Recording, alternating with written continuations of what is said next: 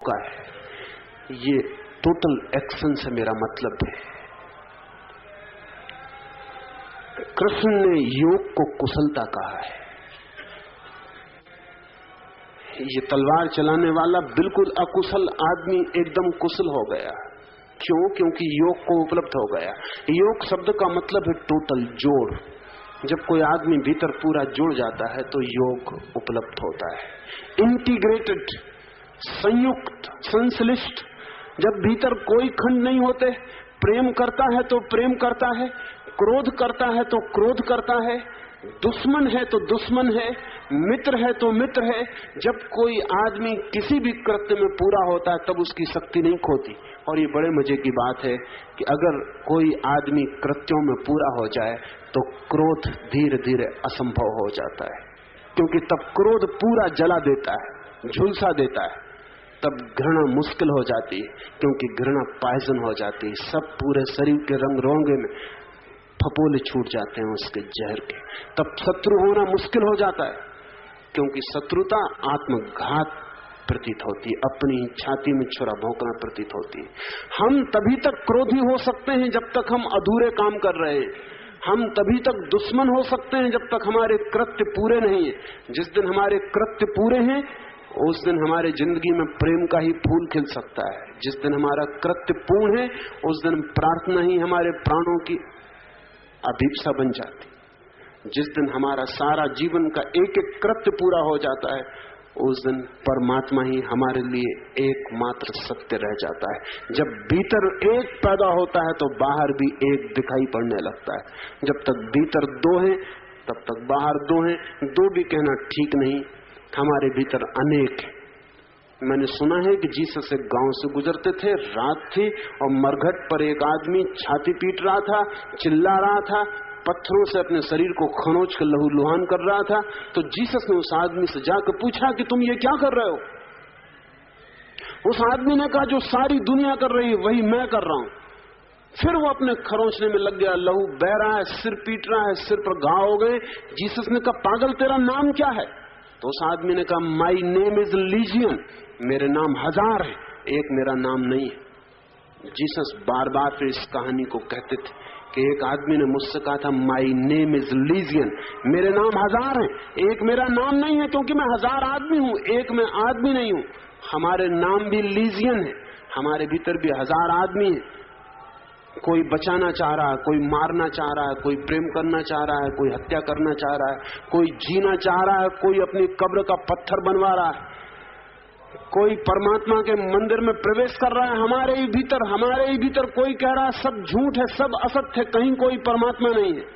कोई घंटा बजा रहा है मंदिर का और कोई भीतर हंस रहा है कि क्या पागलपन कर रहे हो, घंटे बजाने से कुछ भी नहीं हो सकता है। कोई माला फेर रहा है और हमारे भीतर उसी वक्त कोई दुकान भी चला रहा है। My name is lesion.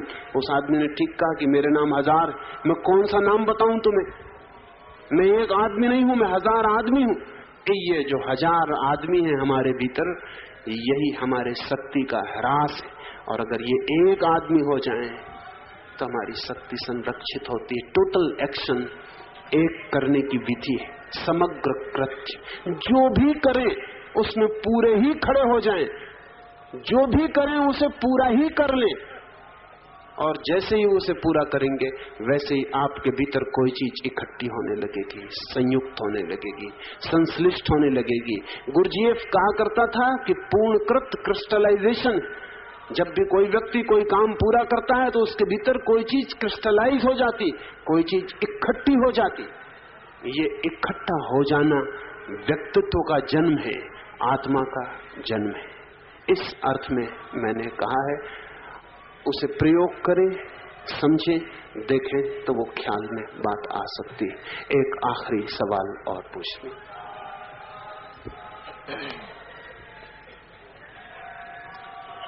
आचार्य श्री, यौन ऊर्जा के संचय व ऊर्ध्वीकरण के संबंध में आहार रसायन, डाइट केमिस्ट्री पर भी कुछ प्रकाश डालने की कृपा करें।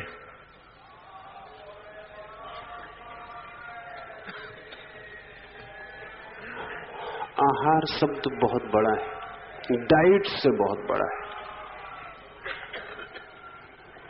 पहले आहार शब्द को समझ लें, फिर हम थोड़ी सी बात करें। आहार का मतलब है जो भी हम बाहर से भीतर लेते हैं वो सब आहार है। आंख से देखते हैं एक सुंदर फूल को तो आहार हो रहा है, आंख सौंदर्य का आहार कर रही है। कान से सुनते हैं एक संगीत को, आहार हो रहा है, कान ध्वनियों को आहार कर रहा है। किसी के शरीर को स्पर्श करते हैं, हाथ आहार ले रहा है। किसी की सुगंध नासापुटों को छू लेती है, नाक आहार कर रही है। पूरा शरीर आहार कर रहा है, रोआ रोआ श्वास ले रहा है, रोआ रोआ स्पर्श ले रहा है। पूरा शरीर ही हमारा आहार यंत्र है। हमारी सारी इंद्रियां बाहर के जगत को भीतर ले जा रही हैं, लेकिन हम सिर्फ भोजन को आहार समझते हैं, उससे भूल होती। काम ऊर्जा के ऊर्ध्वीकरण के लिए समस्त आहार को समझना जरूरी है, क्योंकि हो सकता है भोजन आपने बिल्कुल ऐसा लिया हो जो काम ऊर्जा को नीचे न ले जाकर ऊपर ले जाने में सहयोगी हो, लेकिन आंख ने ऐसे दृश्य देखे हो जो काम ऊर्जा को नीचे ले जाएं, और कान ने ऐसी ध्वनियां सुनी हो जो ऊर्जा को नीचे ले जाएं, और शरीर ने ऐसे स्पर्श किए हो जो ऊर्जा को नीचे ले जाएं। तो आहार के पूरे पर्सपेक्टिव को देख लेना जरूरी है। आंख से भी हम भोजन ले रहे हैं, कान से भी हम भोजन ले रहे हैं, नाक से भी हम भोजन ले रहे हैं, मुंह से भी हम भोजन ले रहे हैं, रोए रोए के स्पर्श से भी हम भोजन ले रहे हैं। 24 घंटे हम भोजन कर रहे हैं। बाहर के जगत से बहुत कुछ हम में प्रवेश हो रहा है। ये जो प्रवेश हम में हो रहा है, इसके परिणाम होंगे स्वभावतः। हम जो भी इकट्ठा कर रहे हैं शरीर में, वो कुछ काम करेगा। अगर एक आदमी ने शराब पी ली है तो उसका सारा व्यक्तित्व दूसरा होगा, उसके सारे व्यक्तित्व से मूर्छा छा जाएगी। वो काम करने लगेगा जो मूर्छा में संभव है। एक आदमी ने शराब नहीं पी है तो वो काम नहीं कर सकेगा जो मूर्छा में ही हो सकते। हम जो भी भोजन ले रहे हैं वो सब परिणाम लाएगा, उसके परिणाम आते ही रहेंगे। मुसोलिनी के पास एक भारतीय संगीतज्ञ पंडित ओंकारनाथ मिलने गए थे। मुसोलिनी ने निमंत्रण दिया था, इटली गया था संगीतज्ञ, तो उन्होंने उन्हें भोजन पर निमंत्रण किया था। तब मुसोलिनी ताकत में था। उसने पंडित ओंकारनाथ से भोजन करते वक्त ये कहा कि मैंने सुना है कि कृष्ण बांसुरी बजाते थे, तो लोग दीवाने होकर उनके आसपास इकट्ठे हो जाते थे। ठीक, जाने दो, लोगों को हो जाते होंगे, लेकिन ये मेरी भरोसे में नहीं आती बात कि हरिण भी दौड़ आते, मोर भी नाचने लगते। ये कैसे हो सकता है? तो पंडित ओंकारनाथ ने कहा कि मैं तो कृष्ण नहीं हूं, इसलिए वैसी बांसुरी नहीं बजा सकता, लेकिन थोड़ा सा काखा गा मैं भी जानता हूं, वो मैं आपको प्रयोग करके ही बताऊं। मुसोलिनी ने कहा इससे बेहतर क्या होगा। लेकिन वहां कोई वाद्य यंत्र भी ना था, वहां तो चम्मच कांटे, खाने की मेज पर बैठकर ये बात होती थी। तो ओंकारनाथ ने चम्मच और कांटों को उठाकर और चीनी के बर्तनों पर बजाना शुरू कर दिया। मुसोलिनी ने अपनी आत्मकथा में लिखा है कि मैं थोड़ी ही देर में बेहोश हो गया और मेरा सिर झुक झुक कर टेबल से लगने लगा, और वो इतने जोर से चम्मच कांटे पटकने लगे कि मेरा सिर उसकी ताल में टेबल पे गिरे और उठे। फिर मेरा सिर लहूलुहान हो गया और मैंने चिल्ला के कहा कि बंद करो ये बात, अन्यथा मैं सिर को कैसे रोकूं। तब उस संगीतज्ञ ने बंद किया, सिर पर खून की बूंदें आ गई, सारा सिर छुल गया। मुसोलिनी ने अपनी आत्मकथा में लिखा है कि मैंने कहा मुझे माफ करना, मुझे पता नहीं था कि संगीत का ऐसा परिणाम भीतर हो सकता है कि मैं रोक ही नहीं पा रहा था। शरीर अवश हो गया, सिर मेरे हाथ के बाहर हो गया और मुझे ऐसा लगा कि अब तो मैं मर जाऊंगा, क्योंकि मैं कोशिश करूं कोई उपाय नहीं, जितनी कोशिश करूं सिर उतने ही जोर से जाके और टेबल से टकराने लगा। ओंकारनाथ ने कहा मेरी कोई हैसियत नहीं, कृष्ण के बाबत मैं कोई वक्तव्य दूं ये ठीक नहीं, लेकिन इतना हो सकता है तो उतना भी हो सकता है। इस्लाम ने संगीत को वर्जित किया। इसलिए नहीं कि संगीत अनिवार्य रूप से काम ऊर्जा को नीचे ले जाता है, लेकिन संगीत के जितने प्रकार प्रचलित हों उसमें से 99% काम ऊर्जा को नीचे की तरफ ले जाने वाले। शायद 1% संगीत मुश्किल से जगत में बचा है जो ऊर्जा को ऊपर ले जाए, वो भी खोता जा रहा है, उसका भी कोई उपाय बचाने का नहीं दिखाई पड़ता। वैसे सूफी फकीरों के नृत्य हैं जिनको देखते देखते देखने वाले ध्यानस्थ हो जाएं। गुरजीएफ सूफी फकीरों के एक दरवेश नृत्य की एक टोली बनाकर सारे यूरोप और अमेरिका में घूमता रहा और उसने कहा सिर्फ देखो और कुछ मत करो। 20 लोगों की टोली है, वो नाचना शुरू करते हैं फकीरों का नाच, और जितने लोग बैठे हैं वो थोड़ी देर में ध्यानस्थ हो जाएंगे। वो सिर्फ देखेंगे मूवमेंट्स, वो मूवमेंट्स उनके प्राणों में उतर जाएंगे और उनके भीतर भी करस्पॉन्डिंग मूवमेंट्स पैदा होंगे। जो बाहर हो रहा है वही आकृति उनके भीतर भी डोलने लगेगी। बाहर वो जो फकीर नाच रहे हैं उनके नाचने की जो रिदम और गति है और जो लय, वो धीरे धीरे उनके हृदय की गति और लय बन जाएगी और उनके भीतर भी कोई नृत्य शुरू हो जाएगा और उनकी ऊर्जा में रूपांतरण हो जाएगा। आंख से जो हम देखते हैं, कान से जो हम सुनते हैं, ओंठ से जो हम स्वाद लेते हैं, नाक से जो हम गंध लेते हैं, उस सब के संबंध है। मंदिरों में घंटे कभी हमने लटकाए थे। हर कोई घंटा मतलब का नहीं है, कुछ विशेष घंटे ही काम के हो सकते हैं। तिब्बतन्स के पास एक विशेष घंटा होता है, शायद आप में से किसी ने देखा हो। वो घंटा ऐसा लटकाने वाला नहीं होता, बर्तन की तरह बड़ा होता है, बर्तन की तरह होता है और डंडे को उसके अंदर गोल घुमा के चोट करनी पड़ती है। जैसे एक बाल्टी रखी हो, उसके अंदर गोल घुमा के चोट करनी पड़ती है। उस डंडे और उस घंटे के बीच चोट का एक विशेष क्रम है। उस चोट करते से घंटे से जोर की आवाज निकलती, ओम मणि पद्मे हुम। ये पूरा सूत्र तिब्बतन का उससे निकलता है और ये सूत्र बार बार मंदिर में गूंजता रहता है। और इस सूत्र के कुछ उपाय हैं। ये सूत्र हमारे भीतर जाकर कुछ चक्रों पर चोट करना शुरू कर देता है और उन चक्रों की शक्ति ऊपर की तरफ उठनी शुरू हो जाती है। ओम का उपयोग भीतर उसकी गूंज शक्ति को ऊपर ले जाने के लिए थी। अकेले ओम का ही नहीं, मुसलमान कहते हैं अमीन, वो ओम का ही रूप है। क्रिश्चियन भी कहते हैं अमीन, वो ओम का ही रूप है। अंग्रेजी में शब्द हैं omniscient, omnipotent, omnipresent, वो सब ओम से ही बने हुए शब्द हैं। ओमनी साइंट का मतलब है जिसने ओम को देख लिया। ओम का मतलब है विराट ब्रह्म। ओमनी प्रेजेंट का अर्थ है जो ओम के साथ मौजूद हो गया। ओमनी पोटेंट का अर्थ है जो ओम की तरह शक्तिशाली हो गया, जो परमात्मा के बराबर शक्ति बीज से भर गया। अब ये जो ओम शब्द है, इसमें ए यू एम आ उ मा मूल ध्वनियां हैं। ये ध्वनियां अगर व्यवस्था से गुंजाई जाएं तो ऊर्जा को ऊपर ले जाने लगती है। इससे उल्टी ध्वनियां भी हैं, जो चोट की जाएं तो ऊर्जा नीचे जाने लगती है। आज अमेरिका में जाज है, ट्विस्ट है और शेक है और जमाने भर के नृत्य हैं। उन सब की ध्वनि लहरी, उन सब की रिदम सेक्स ऊर्जा को नीचे तरफ ले जाने वाली है। इसलिए अगर आप ट्विस्ट देख रहे हैं तो थोड़ी देर बाद आप पाएंगे कि आपके भीतर ट्विस्ट होना शुरू हो गया। आपके भीतर कोई शक्ति डमाडोल होने लगी। आधुनिक जगत में विकसित सभी नृत्य और सभी संगीत की व्यवस्थाएं मनुष्य के काम का शोषण। इसलिए आहार का मतलब बड़ा है। जो भोजन हम ले रहे हैं उसके परिणाम होंगे ही, उसके परिणाम से हम बच नहीं सकते, क्योंकि हमारा पूरा का पूरा जो यंत्र है वो साइको केमिकल है। उसमें पीछे मन है तो नीचे रसायन है, और रसायन पूरे वक्त काम कर रही है। केमिस्ट्री हमारे पूरे शरीर में पूरे वक्त काम कर रही। हम क्या खाते हैं, क्या पीते हैं, उसके परिणाम होंगे। भोजन में ऐसे भोजन हैं जो मनुष्य को ज्यादा कामुक बनाए।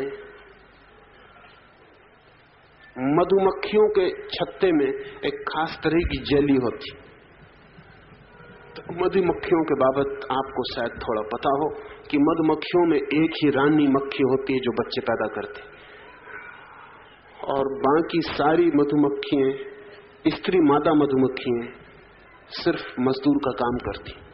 उनकी जिंदगी में सेक्स जैसी कोई चीज नहीं होती। फेबरे, जिसने इन सब का मधुमक्खियों का विराट गहन अध्ययन किया, वो बड़ी हैरानी में पड़ा कि लाखों मधुमक्खियों की जिंदगी में कोई सेक्स क्यों नहीं होता। आखिर वो भी मादा है, उनकी जिंदगी में भी सेक्स का यंत्र पूरा है, लेकिन फिर भी सेक्स नहीं है। बात क्या है? तो बड़ी उसे हैरानी का जो नतीजा निकला वो ये कि मधुमक्खियां खास तरह की जेली इकट्ठी करती हैं जो सिर्फ मादा रानी ही खाती है। बाकी सब मधुमक्खियों को सिर्फ 3 दिन के लिए जन्म के बाद वो खाने को मिलती है, उसके बाद खाने को नहीं मिलती। वो जेली में ही सारा राज। इसलिए उस जेली को रिजुविनेशन के लिए कई पागलों ने प्रयोग किया कि आदमी को भी उसकी गोली बना के खिला दी जाए तो शायद बूढ़ा आदमी जवान हो जाए। उस जेली से बहुत सी क्रीम भी लोगों ने बनाई और लाखों स्त्रियों ने अपने चेहरों पर पोती कि शायद उस जेली से सौंदर्य प्रकट हो जाए। वो जेली विशेष विटामिन्स लिए हुए है जो अति कामुकता पैदा कर देती है। तो वो जो रानी मधुमक्खी है उसकी कामुकता का हिसाब लगाना मुश्किल। वो 2000 अंडे रोज देती और देती ही चली जाती है। वो लाखों अंडे एक ही, करोड़ों अंडे एक ही मादा पैदा कर देती। इतनी सेक्स एक्टिविटी उसके भीतर पैदा हो जाती। और अब तो हम जानते हैं, हार्मोन्स की खोज ने बहुत साफ कर दिया है कि अगर एक पुरुष को भी स्त्री हार्मोन्स के इंजेक्शंस दे दिए जाएं तो उसका शरीर पुरुष का न रह के थोड़े दिनों में स्त्री का हो जाएगा। अगर एक स्त्री शरीर को पुरुष इंजेक्शंस दे दिए जाएं तो उसका शरीर थोड़े दिनों में स्त्री का न रह के पुरुष का हो जाएगा। 45-50 साल के बाद आमतौर से कुछ स्त्रियों को मुंह छानी शुरू हो जाती है। उसका कुल कारण इतना है, स्त्री हार्मोन कम हो गए और शरीर में पड़े हुए पुरुष हार्मोन प्रभावी होने लगे, इसलिए मुंह छानी शुरू हो जाएगी। स्त्रियों की आवाज 50 साल के बाद पुरुषों से मेल खाने लगेगी। उसका कुल कारण इतना है कि पुरुष हार्मोन स्त्री हार्मोन का अनुपात टूट गया, स्त्री हार्मोन कम हो गए, पुरुष हार्मोन अनुपात में ज्यादा हो गए, तो आवाज में बदलाहट हो जाएगी।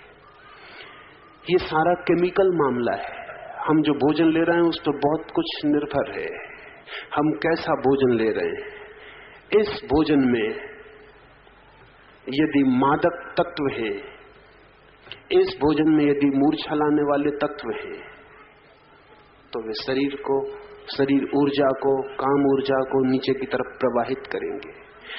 इस भोजन में अगर उत्तेजक स्टिमुलेंट से, एक्टिवाइजर से, तो वे शरीर की और काम ऊर्जा को नीचे की तरफ प्रवाहित करेंगे। अगर इस भोजन में ट्रैंकुलाइजर से, अगर इस भोजन में सामक तत्व हैं जो कि मन को शांत करते हैं, उत्तेजित नहीं करते हैं, तो वे ऊर्जा को ऊपर की तरफ ले जाने में सहयोगी होंगे। अब ये तो बहुत बड़ी बात है, लेकिन सिद्धांत की बात ख्याल में ली जा सकती है। जो तत्व उत्तेजना देते हो, जो तत्व मूर्छा देते हो, मादकता देते हो, जो तत्व शरीर को भारी कर देते हो, मन को बोझिल कर देते हो, उस तरह के भोजन से निरंतर बचना चाहिए। भोजन ऐसा होना चाहिए जो शरीर को भारी ना कर जाए, भोजन ऐसा होना चाहिए जो शरीर को उत्तेजित ना कर जाए, भोजन ऐसा होना चाहिए जो शरीर को मादकता ना दे, मूर्छा ना दे, तंद्रा और निद्रा लाने वाला ना बने। तो ऐसा भोजन साधक के लिए सहयोगी होता है और उसकी ऊपर की यात्रा का रास्ता बन जाता है। अगर इससे विपरीत भोजन है तो साधक की यात्रा कठिन हो जाती है। ऐसा नहीं कि नहीं हो सकती, हो सकती है, लेकिन व्यर्थ की कठिनाइयां पैदा हो जाती हैं। गलत भोजन करके भी साधक ऊपर की तरफ जा सकता है, लेकिन व्यर्थ की कठिनाइयां पैदा हो जाती हैं। और जब मैंने आहार की पूरी बात कही तो इसको भी ध्यान में ले लेना जरूरी है। जो साधक है, जो अपनी काम ऊर्जा को ऊपर ले जाना चाहता है, वो सभी कुछ नहीं पढ़ेगा, वो सभी कुछ नहीं देखेगा, वो सभी कुछ नहीं सुनेगा। वो इस बात का विचार करके सुनेगा कि जो संगीत उत्तेजित करता है वो व्यर्थ है, जो संगीत शांत करता है वो सार्थक है। वो ऐसे दृश्य नहीं देखेगा जो उत्तेजना से भर देते हैं। अब आपने देखा होगा फिल्म भी अगर आप देख रहे हैं तो वैसी ही फिल्में ज्यादा देखी जाती हैं जो थ्रिलिंग, जो उत्तेजक, जिनमें आपके रोए खड़े हो जाएं, रोंगटे खड़े हो जाएं, जो रोमांचकारी हैं। इसलिए फिल्म का एडवर्टाइज करने वाला अपनी फिल्म के एडवर्टाइज करने के लिए लिखेगा कि ऐसी रोमांचक फिल्म कभी नहीं बनी, आपके रोंगटे खड़े हो जाएंगे। लेकिन जिस फिल्म में आपके रोंगटे खड़े हो रहे हैं, आप गलत आहार कर रहे हैं, वो उत्तेजक है, डिटेक्टिव है, हत्या है, खून है, वो सब का सब आपको उत्तेजना से बढ़ रहा है। अगर फिल्म को देखते वक्त फिल्म ना देखें, आप किसी दिन कोने में खड़े हो जाएं और लोगों को देखें, फिल्म मत देखें, तो आपको पता चल जाएगा कौन सी चीज उत्तेजित करती है। जब उत्तेजना का चित्र आएगा, सारे लोग अपनी कुर्सियां छोड़ के रीढ़ को सीधा कर लेंगे, सांसें उनकी ठहर जाएंगी कि पता नहीं सांस के लेने में कोई चीज चूक ना जाए, वे थिर हो जाएंगे बिल्कुल। और जब उत्तेजक चित्र चला जाएगा, वे वापस अपनी कुर्सियों से टिक जाएंगे, फिर वो आराम से देखने लगेंगे। ये जितने बार किसी फिल्म में आदमी कुर्सी छोड़ के बैठ जाता है, उतनी ही उसकी सेक्स ऊर्जा को नीचे की तरफ जाने में सुविधा बनेगी। लेकिन हम रास्ते पर भी सब कुछ देख रहे हैं बिना फिक्र किए कि सब कुछ देखना अनिवार्य नहीं है, ना उचित है। न सब कुछ देखना अनिवार्य है, ना उचित है। न सब कुछ पढ़ना अनिवार्य है, ना उचित है।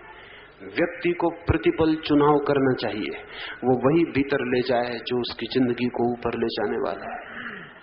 और अगर उसे जिंदगी को नीचे ही ले जाना है, तब भी सोच समझ के ले जाए, फिर वही ले जाए जो नीचे ले जाने वाला है। लेकिन हमें कुछ पता नहीं, हम अंधों की तरह टटोलते रहते हैं, एक हाथ ऊपर भी मारते हैं, एक हाथ नीचे भी मारते हैं। सुबह चर्च भी हो आते हैं, सांझ फिल्म भी देखाते हैं। चर्च में चर्च की घंटी भी सुन लेते हैं, होटल में जाके नृत्य भी देखाते हैं। हम इस तरह अपनी जिंदगी को अपने हाथ से काटते रहते हैं, इस तरह हम अपनी जिंदगी को दोनों तरफ फैलाए रहते हैं और कहीं भी नहीं पहुंच पाते। निर्णय चाहिए, नीचे जाना है तो जाएं और पूरे नरक तक छू के लौटे, लेकिन तब भी व्यवस्था चाहिए, तब भी साधना चाहिए, तब फिर ऊपर की बातों को छोड़ दें, फिर चर्च की तरफ भूल के ना देखें, फिर मंदिर की तरफ मुड़ के भी ना जाएं, फिर कभी गीता से कोई संबंध न बनाएं, फिर साधु से बचें, फिर इनको भूल जाएं कि दुनिया में है, फिर ये बुद्ध, महावीर, कृष्ण, इनका नाम भी ना लें, क्योंकि ये ठीक लोग नहीं हैं, आपकी यात्रा में बाधा बनेंगे। आपको नरक जाना है, अपनी गाड़ी पकड़ें और अपनी गाड़ी पर मजबूती से रुके रहें। लेकिन आदमी अजीब है, एक पांव नरक की गाड़ी पर रखे रहता है, एक पांव स्वर्ग की गाड़ी पर रखे रहता है, कहीं भी नहीं पहुंच पाता है। उसकी सारी जिंदगी घसीटन बन जाती है, वो यहां से वहां तक घसीटता रहता है। आदमी ऐसी बैलगाड़ी है जिसमें दोनों तरफ बैल जोत दिए, वो दोनों तरफ खींचते रहते हैं। कभी ये बैल थोड़ा खींच लेता है, फिर मन पछताता है कि नरक चूक गया, थोड़ा इस तरफ चले, फिर थोड़ा नरक की तरफ गए कि फिर मन पछताता है कहीं स्वर्ग न चूक जाए, थोड़ा उस तरफ चले, और सारी जिंदगी ऐसे ही बीत जाती है। बैलगाड़ी कहीं पहुंच नहीं पाती, अस्थि पंजर ढीले हो जाते हैं और बैल मर जाते हैं। फिर नई दुनिया, फिर नई जिंदगी, फिर वही काम हम शुरू करते हैं पुरानी आदत से। निर्णय करें कहां जाना है, निर्णय करें क्या होना है, निर्णय करें क्या पाना है, निर्णय करें क्या लक्ष्य, क्या दिशा है, क्या आयाम, फिर उस निर्णय के अनुसार चुनना शुरू करें। उस निर्णय के अनुसार जिंदगी में सब बदलें, आंख, कान, मुंह, हाथ, सबको बदलें। फिर वही स्पर्श करें जो परमात्मा की तरफ ले जाने वाला हो, फिर वही सुने जिसकी झंकार प्राणों को छुए और ऊपर उठाए, फिर वही खाएं जो जीवन को ऊंचा उठाता है, हल्का करता है, फिर वही देखें जो आंखों में दिया बन जाता है और अंधेरे को दूर करता है। फिर सब कुछ बदल दें। मंदिर में भी एक सुगंध है, मुसलमान फकीरों ने कुछ सुगंधें चुनी थी, इस मुल्क में भी हिंदू सन्यासियों ने कुछ सुगंधें चुनी थी। उन सुगंधों का कुछ आधार, उनका कुछ कारण। जब आदमी किसी गहरे ध्यान में पहुंचता है तो अक्सर जैसे चंदन की गंध होती है, ऐसी गंध से भर जाता है। इसलिए फिर मंदिर में हमने चंदन को जलाना शुरू किया कि शायद ये गंध किसी के भीतर की गंध को चोट करे और स्मरण दिला दे। जब कोई आदमी ध्यान की किसी स्थिति में पहुंचता है तो ऐसी गंध से भर जाता है जिससे लोभान की गंध होती। इसलिए मुसलमान फकीरों ने लोभान को चुना कि शायद लोभान की गंध किसी के भीतर की सोई हुई गंध को चोट मार दे और उठा दे। ये सब कुछ चुनाव है, ये सब अकारण नहीं है, उस सब के पीछे कारण। एक छोटी सी बात अपनी बात में पूरी करूं। मुझे कल पूछा किसी मित्र ने जाते वक्त कि आपने गैरिक वस्त्र क्यों चुना सन्यासी के लिए? कारण है उसका। जैसे जैसे चित्त शांत होता है भीतर, वैसे वैसे सूर्योदय का प्रकाश भीतर फैलना शुरू हो जाता है। वो गैरिक होता है। वो गेरुए वस्त्र बाहर से उस भीतर के रंग को चोट करते रहे, इसलिए गैरिक वस्त्रों के चुनाव का अर्थ है वो रोज रोज देखता रहे, उठाए पहने सोए उठे देखता रहे, तो शायद उसके भीतर जो सोया हुआ रंग है एक नए सूर्योदय का, वो जो ध्यान में कभी प्रकट होता है। जैसे भी सूरज नहीं जगा और सुबह की लालिमा फैल गई, सारी प्राची लाल हो गई, अभी सूरज नहीं आया, सिर्फ प्राची लाल हो गई और पक्षी गीत गाने लगे और सुबह की ठंडी हवाएं बाहर फैल गई। ठीक वैसा ही कभी ध्यान के किसी क्षण में भीतर भी होता है। उस रंग को देखकर ही इस बाहर के रंग को किसी ने चुन लिया था, दूसरे रंग भी चुने गए हैं, वो भी भीतर देखे गए रंग है, वो भी भीतर देखे गए रंग है, उनके चुनाव में भी कारण है।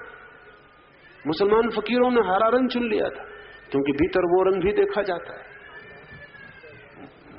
बुद्ध के साधकों ने पीला रंग चुन लिया था, वो रंग भी भीतर देखा जाता है। थियोसॉफिकल सोसाइटी कभी एक रंग के लिए सारी दुनिया के बाजारों में खोज की थी, एक नीले रंग के लिए। कर्नल अलकाट को एक रंग ध्यान में दिखाई पड़ा और उस रंग के लिए सारी दुनिया के बाजारों में खोजने के लिए आदमी भेजे गए थे, क्योंकि अलकाट का कहना था उसी रंग का उपयोग करना है साधक के लिए। बड़ी मुश्किल हुई, वर्षों खोज हुई, ठीक रंग नहीं मिलता था, बहुत नीले के शेड मिलते थे, लेकिन कल अलकाट कह देता कि ये वो रंग नहीं। आखिर 2-3 साल के बाद इटली के एक बाजार में कहीं वो रंग मिला और तब अलकाट ने कहा कि ठीक, अब वो रंग मिल गया जो मैंने देखा था, ये रंग काम करेगा। उस रंग को देखने से वो भीतर जो अलकाट को रंग दिखा था, दूसरे व्यक्ति के भीतर भी झंकार पैदा होती है और रंग जग सकता है। गैरिक रंग सूर्योदय का रंग है और भीतर जब प्राणों का उदय होता है तो वैसा रंग फैल जाता है। रंग भी, ध्वनि भी, गंध भी, स्वाद भी, स्पर्श भी, सबका चुनाव करना होगा, तब ऊपर की यात्रा शुरू होती है। और हम सब कंफ्यूज्ड हैं क्योंकि हम सब अनर्गल असंगत चुनाव करते रहते हैं, अनेक तरह की नावों पर सवार हो जाते हैं, फिर जीवन टूटती है, जीवन नष्ट होता है, कहीं पहुंच नहीं पाता है। आज इतना ही, शेष कल।